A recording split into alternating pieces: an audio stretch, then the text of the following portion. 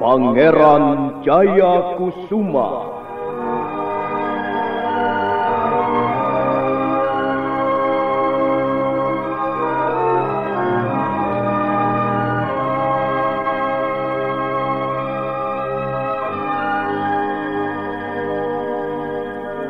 Sebuah serial drama radio yang dipersembahkan oleh Teater Sanggar Cerita dan Sanggar Prativi bekerja sama dengan PT Bayer Indonesia.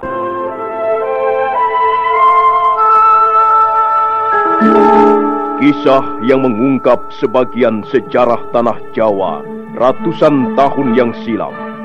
Kisah yang ditulis oleh Herman Pratikto kini muncul kembali dalam bentuk drama radio.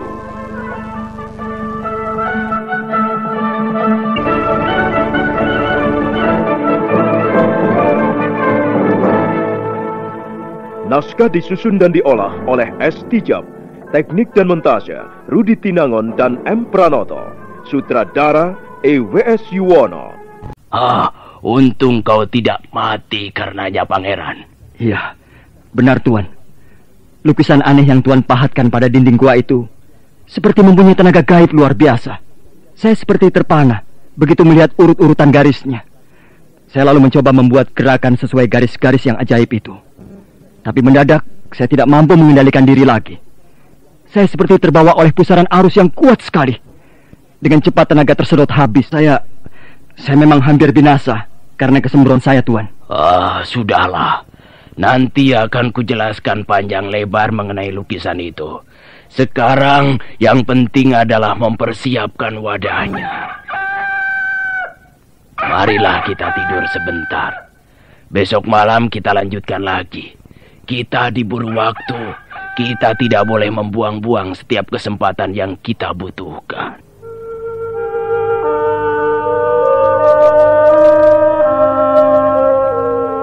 Hari-hari berikutnya, mereka kembali duduk bersila pada tengah malam sampai menjelang fajar.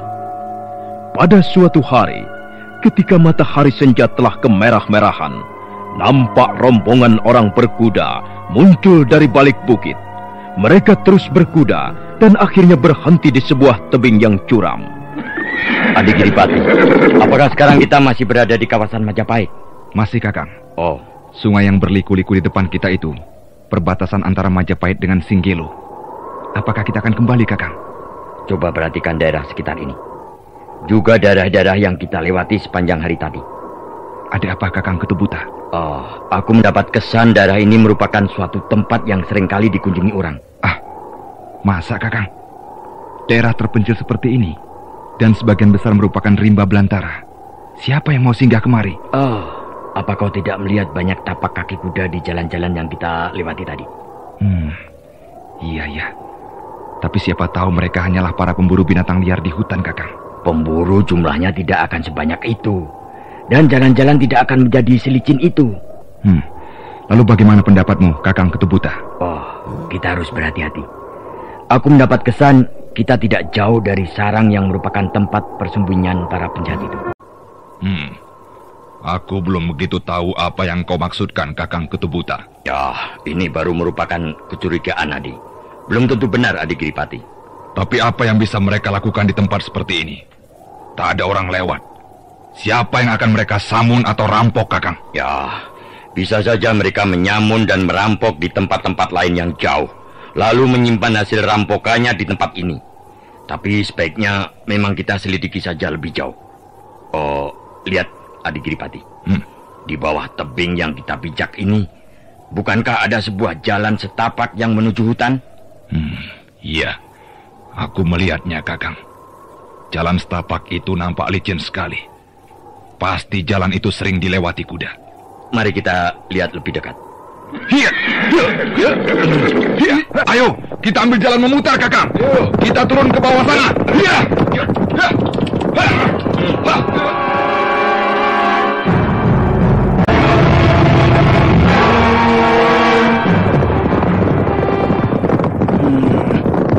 Orang-orang itu mencari kesulitan saja.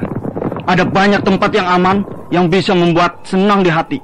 Mengapa mereka justru mencari mati ke sini?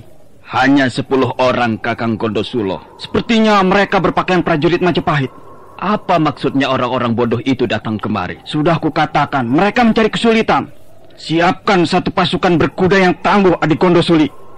Mari kita cegat mereka sebelum masuk ke pintu gerbang Istana Bukit Bunga. Baik, Kakang. Pangeran Jayakusuma.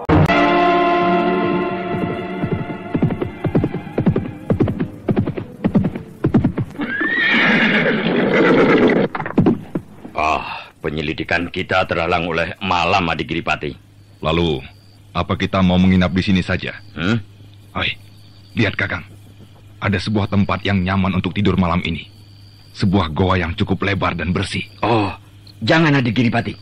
Lebih baik kita jangan menginap di tempat ini. Berbahaya. Siapa tahu gua itu justru tempat persinggahan mereka. Lalu bagaimana? Apa kita akan terus jalan? Ya, kukira lebih baik begitu, Adi. Kita akan teruskan penyelidikan ini sampai besok menjelang pagi. Aku semakin penasaran saja. Aku semakin yakin bahwa tak jauh dari sini ada apa-apanya. Mungkin sarang penjahat, atau sarang komplotan maling, atau sebangsa itulah. Lihat Kakang. Ya. Ada cahaya api timbul tenggelam di atas ketinggian bukit. Lihat Kakang Ketubuta. Ya, aku melihatnya, Adik Giripati. Tapi kalau tidak keliru, tempat ketinggian yang kau maksudkan itu bukan sebuah bukit, melainkan sebuah hutan belantara yang lebat. Aneh sekali bukan?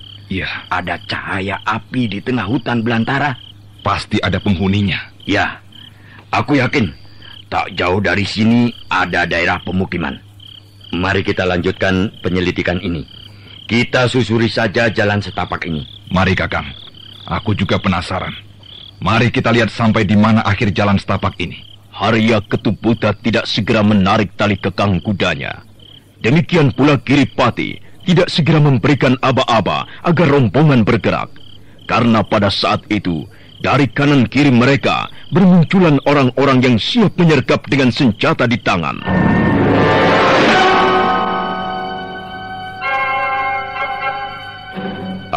Adik Giripati, rupanya kedatangan kita mendapat sambutan yang cukup hangat. Bukankah sudah wajar kalau tamu tak diundang mendapat sambutan yang hangat? Katakan siapa kalian? Dan apa maksud kalian menyusup ke daerah ini? Kami tidak menyusup kemana-mana. Kami orang Majapahit. Dan kami kira daerah ini masih termasuk wilayah Majapahit. Majapahit yang mana? Majapahit itu luas. Bagi kami Majapahit hanya satu. Hei, lebih baik kalian segera kembali. Tidak ada apa-apanya di daerah ini. Bagaimana kami tahu tak ada apa-apanya di daerah ini? Semula kami mengira begitu. Daerah ini terpencil dan tak perlu mendapat perhatian kami secara khusus. Tapi anggapan ini ternyata keliru. Buktinya, kami bertemu dengan kalian. Kalau kalian tidak mau segera pergi, kalian akan mendapat kesulitan besar. Kalian pasti akan menyesal. Ya, kami tahu kalian gerombolan penjahat. Dan kami tidak gentar menghadapi para penjahat yang merajalela di seluruh kawasan Majapahit. Laporkanlah pada pimpinan kalian dan katakan bahwa sarangnya akan kami obrak-abrik. Setan alas! Ayo Kakang Gondosulo! Untuk apa kita bicara terlalu lama dengan mereka? Sudah jelas orang-orang ini datang sebagai musuh. Kita sikat saja! Ya, lebih baik begitu. Kita sudah memberi peringatan. Karena itu bukan salah kita kalau kita tempuh jalan kekerasan. Ayo, sikat mereka! Kepung! Tangkap! Bunuh bagi siapa yang berani mengadakan perlawanan!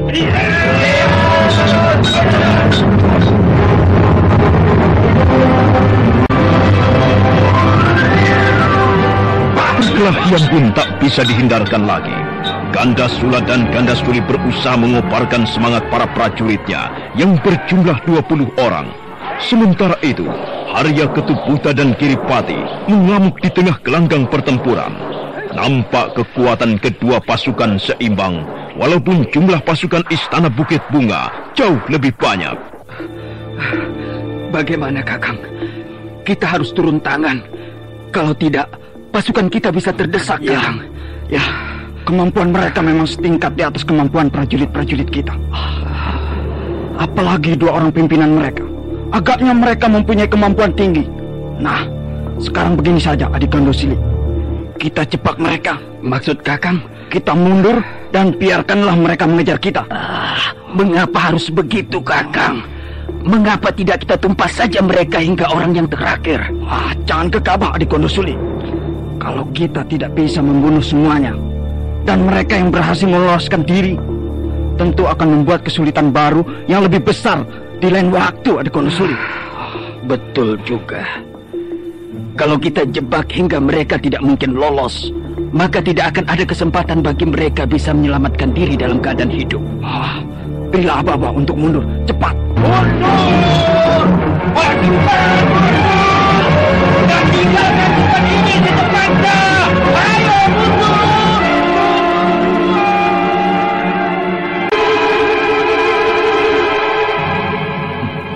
Kurang ajar. Mereka melarikan diri. Kita susul saja Kakang Ketebuta. Kita gerbek mereka di sarangnya. Sabar Adik Giripati. Jangan gegabah. Aku sekarang berpendapat lain. Mereka tentu bukanlah kelompok penjahat kelas teri. Kemampuan mereka tidak seberapa, Kakang. Buktinya mereka terdesak dan lari pontang-panting. Aku pernah mendengar suara itu. Maksudku, suara salah seorang di antara pemimpin mereka itu. Kalau tidak salah, di Istana Kepatihan Majapahit. Apa hubungannya dengan peristiwa ini, Kakang? Jelas ada hubungannya, Adi. Sudah sejak lama sekali Gusti Rangga Permana mencurigai sekelompok orang di bawah pimpinan tokoh terkemuka Majapahit berusaha merongrong kewibawaan Majapahit. Jadi kalau memang mereka membuat sarang di tengah hutan, maka tujuan mereka adalah untuk tempat persembunyian, sekaligus tempat merencanakan pemberontakan. Aku belum menduga sejauh itu. Baiklah. Sekarang kita sedang menjalankan tugas demi tegaknya kewibawaan Majapahit. Dan tugas ini harus kita laksanakan sebaik-baiknya, sekalipun kita harus mempertaruhkan nyawa. Marilah kita teruskan penyelidikan. Kita susul mereka. Ya.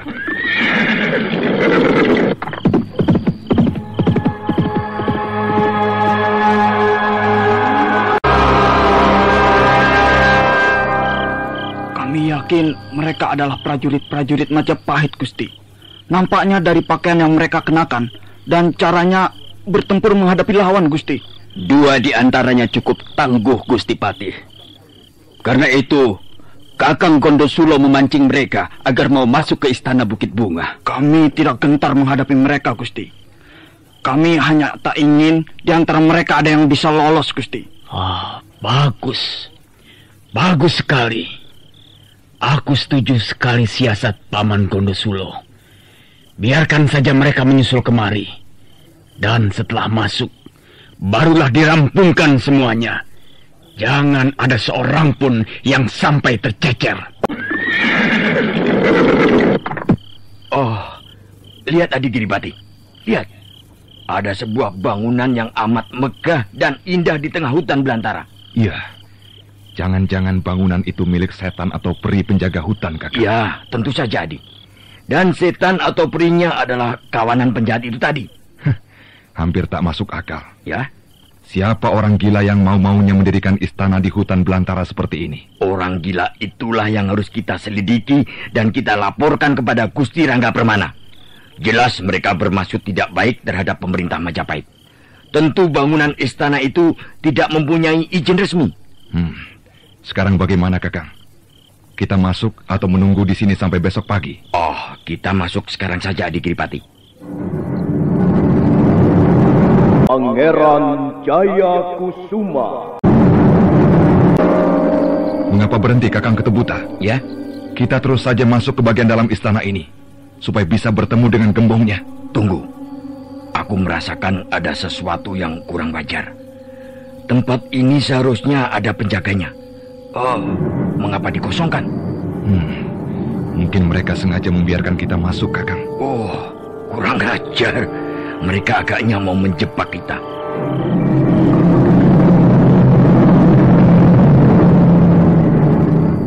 Belum sampai Harya Ketebuta merampungkan kalimatnya, maka dari segala penjuru yang gelap bermunculanlah prajurit-prajurit bersenjata. Puluhan prajurit itu terus bergerak maju mengepung mereka. Kurang ajar. Mereka benar-benar menjebak kita, Kakang. Hai! Lebih baik kalian menyerah. supaya lapangan rumput yang indah ini jangan dikotori darah. Kalau kalian menyerah, kami tidak perlu bekerja susah payah. Kalian akan segera kami bawa menghadap kepada junjungan kami. Siapa tahu beliau memaafkan kebodohan kalian ini. Siapa junjungan kalian itu? Tak perlu kau tahu siapa beliau. Kalau begitu, tak perlu kami menyerah. Ayo adik Giripati, kita bertempur sampai tetes keringat terakhir. Hantam mereka! Sikat! Jangan sampai ada yang lolos dalam keadaan selamat! Iya!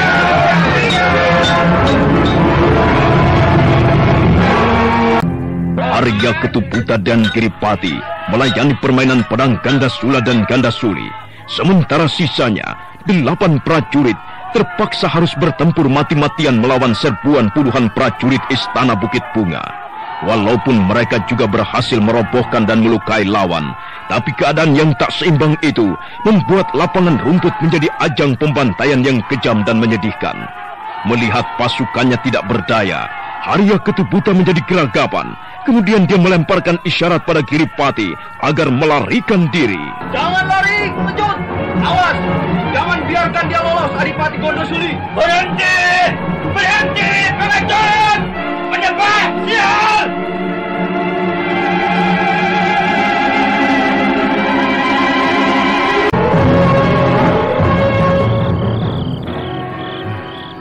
Oh, celaka adik Giripati.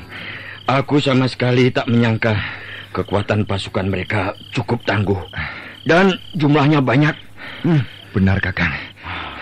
Kita seperti menghadapi pasukan sebuah negara kecil. Aku masih penasaran, Adi. Siapa yang mereka agung-agungkan sebagai junjungan itu? Orang itu pasti berbahaya sekali, Kakang. Kalau memang benar dia orang terkemuka Majapahit, berarti Majapahit terancam bahaya pemberontakan yang besar. Dia bisa memperkuat pasukannya dan menjadikan tempat ini sebagai daerah pertahanan. Sekarang, apa yang akan kita lakukan, Kakang? Ya. Kita tidak mungkin di sini sampai pagi. Tentu saja tidak, Adi. Untuk melawan mereka, jelas itu suatu hal yang konyol. Karena itu, kita harus bisa keluar dari tempat ini dan memberi laporan pada Gusti Rangga Permana apa yang sudah terjadi.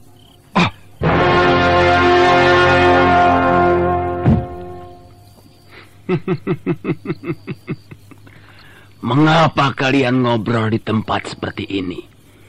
Mengapa tidak mencari tempat yang lebih enak untuk berbincang-bincang? Siapa kau? Aku tahu kalian sedang dalam kesulitan, dan aku datang untuk menolong kalian memecahkan kesulitan itu. Kami tak percaya padamu. Kau tidak berani terang-terangan menampakkan wajahmu. Wajahmu kau tutup dengan kain hitam. Bukankah kalian ingin keluar dari tempat celaka ini? Iya. Terus terang kami ingin keluar dari tempat ini. Kalian tidak mungkin bisa keluar. Mengapa tidak mungkin? Semua tempat sudah dijaga rapat oleh puluhan prajurit bersenjata. Tapi aku bisa menolong kalian kalau kalian mau menerima uluran tanganku ini. Oh, bagaimana caramu menolong kami? Caranya mudah. Dengan membunuh kalian berdua di tempat ini. Oh, Adik Giripati. Sekarang aku tahu. Aku bisa memastikan siapa yang membangun kekuasaan di tempat ini. Lihatlah. Tidakkah kau bisa mengenali pedang itu? Pedang hitam. Semua orang kenal siapa pemilik pedang hitam yang ternama itu. Bukankah kau Rakyat Patih Madu, salah seorang pengawal Praja Majapahit? Tidak ada gunanya aku menyembunyikan wajahku di balik selembar kain hitam ini. Kalian sudah terlanjur tahu siapa aku. Selama ini kami hanya mendengar desas-desus itu, bahwa ada seorang nayaka kerajaan Majapahit yang tidak setia. Dia itu ibarat musuh dalam selimut. Dia pandai bermanis muka di depan Sri Baginda, tetapi sesungguhnya dia musang berbulu domba. Dan kalian pasti kedibal Gajah Mada. Tapi karena Gajah Mada sudah tidak terdengar beritanya lagi, kalian pasti cecunguk dari Jabon Garut. Iya, kami memang mengemban tugas dari Gusti Rangga Permana. Iya, kami diutus melacak hilangnya Mahapati Gajah Mada. Pekerjaan sia-sia. Rangga Permana rupanya masih juga penasaran terhadap nasib orang tuanya. Percayalah, Gajah Mada tidak akan kembali berkuasa di Majapahit. Dan kau kelihatan bernafsu menggantikan kekuasaan itu, Rakyat Madu. Aku hanyalah orang yang tahu apa yang terbaik, yang harus kukerjakan untuk diriku. Angan-anganmu akan sirna, Rakyat Madu. Kami tak akan membiarkan kau menjadi biang keladi kerusuhan-kerusuhan di Majapahit. Kami akan melaporkan semua perbuatanmu bersama komplotanmu di sini. Iya. Kau pasti akan diseret ke sidang pengadilan. Dan para hakim akan memutuskan hukuman yang sesuai atas kesalahan-kesalahanmu. Tapi satu hal harus kau ingat. Bahwa aku tidak akan membiarkan kalian keluar dalam keadaan hidup dari istanaku ini. Oh, hati-hati adik Giripati. Iya, Kakang.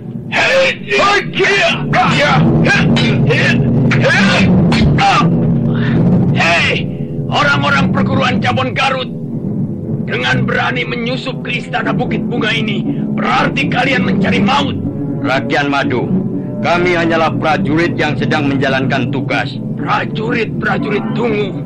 Tidak ada faedahnya menjadi orang suruhan Rangga Permana, anak Gajah Mada. Kalian akan mati konyol. Kami akan menanggung segala akibat yang menimpa diri kami demi tugas dan kewajiban membela negara.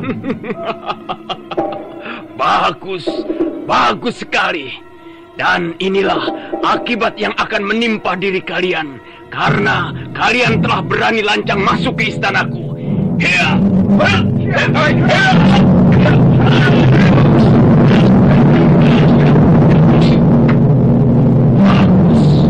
Bagus.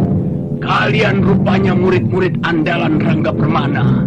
Kalian telah dijanjikan apa oleh anak Gajah Mada itu? Pangkat atau kedudukan apa yang akan kalian sandang dengan setia menjadi gedibalnya? Kami menjalankan tugas tidak untuk mengejar pangkat dan kedudukan. Hebat sekali. Lalu untuk apa? Itu bukan urusan kami. Kami datang ke tempat ini dan ke tempat-tempat lain yang jauh hanya sekedar menjalankan tugas. Kami ditugaskan mengawasi dari dekat keadaan rakyat Majapahit yang akhir-akhir ini seperti kehilangan pegangan. Kalian prajurit-prajurit muda, angan-angan kalian masih melambung setinggi langit. Kalian belum tahu apa-apa tentang percaturan sebuah negara. Kami memang tak ingin tahu soal itu. Kalian memang tidak sepantasnya tahu.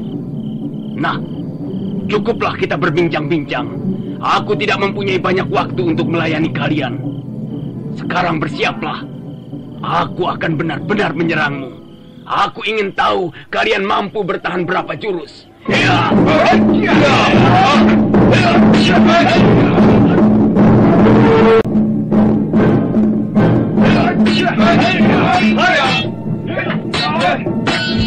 Arya Ketuputa dan Giripati berusaha keras membendung arus serangan Patih Madu yang terus datang menggelombang. Dalam taburan sinar bulan yang redup, pedang mereka sekali waktu berkeredap di udara. 10 jurus telah berlalu. Kini Patih Madu telah bersiap memulai jurus berikutnya.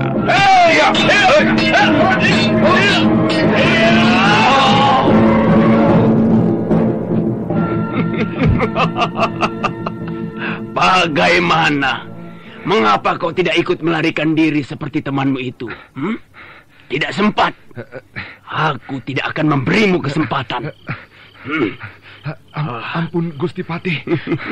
Ampun. Mengapa kau tiba-tiba minta ampun? Kau takut aku akan membunuhmu? Mengapa wajahmu pucat seperti kertas? Mana itu jiwa prajuritmu yang tadi kau bangga-banggakan di depanku? Mana? Ternyata tidak mudah, bukan?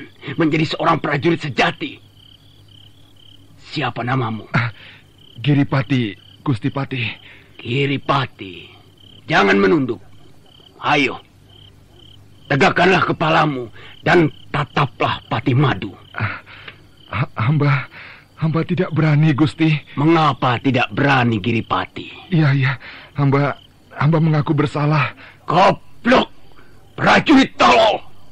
Kau hanya berani sesumbar, tapi isi dadamu tidak lebih dari segumpal jiwa pengecut.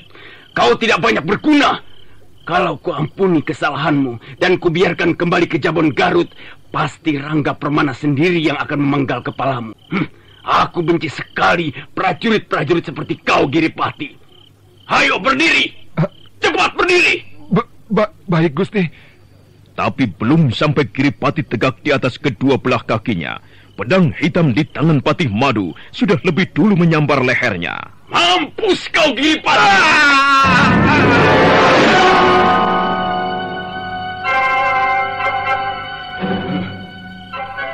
Orang-orang kepercayaan Rangga Permana ternyata hanya sekumpulan orang berjiwa tikus. Oh, Gusti Patih ada di sini. Ya, Paman. Aku sudah bereskan satu orang. Yang satu lagi kabur bersama luka-lukanya. Bagaimana dengan yang lain? Mereka semua terbunuh. Dan di pihak kita ada 10 orang menjadi korban. 5 yang lain terluka, Gusti. Tak ada yang lolos. Tidak seorang pun kami biarkan hidup, Gusti Patih. Bagus. Sekarang untuk menyelesaikan yang satu orang lagi, kuserahkan pada paman berdua. Kukira ia tidak akan kabur jauh. Nah, saudara pendengar, bagaimanakah kisah selanjutnya? Silakan menunggu kelanjutan kisah Pangeran Jayakusuma ini pada episode berikutnya, yang dipersembahkan oleh Revagan, tablet anti flu buatan Bayer, manjur dan cepat kerjanya. Sampai jumpa.